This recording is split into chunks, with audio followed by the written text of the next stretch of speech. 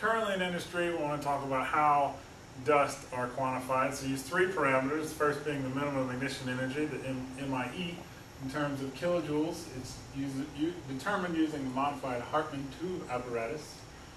We talk about the minimum explosible concentration, the MEC, in terms of kilograms per meter cubed. It's determined using an explosion sphere.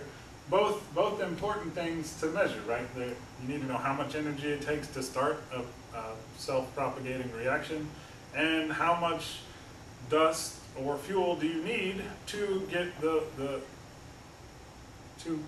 propagation to continue.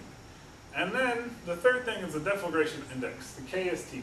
All right, it's measured in terms of bar meter per second.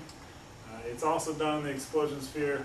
This is what's used to calculate the burning velocity, and is the link between modeling of dust explosions and to the turbulent burning velocity. Well, it's the link to modeling of the turbulent burning velocity which you use in modeling of a dust explosion. And we're going to talk about more in depth into this parameter, because these two seem pretty reasonable, right? So we're going to look at energy and concentration. Cool.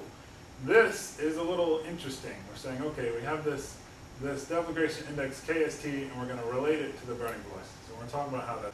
So if we look at what happens in the explosion sphere, first we fill it with dust.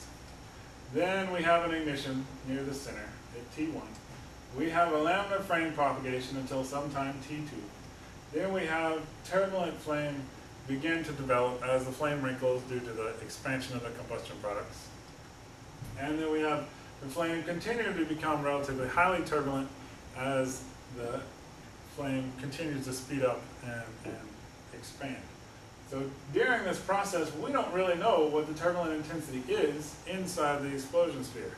And we know I'm going to talk about it more, but the burning velocity is dependent on the turbulent intensity. So it's very difficult to quantify the turbulent intensity inside of the explosion sphere. I won't say it's impossible.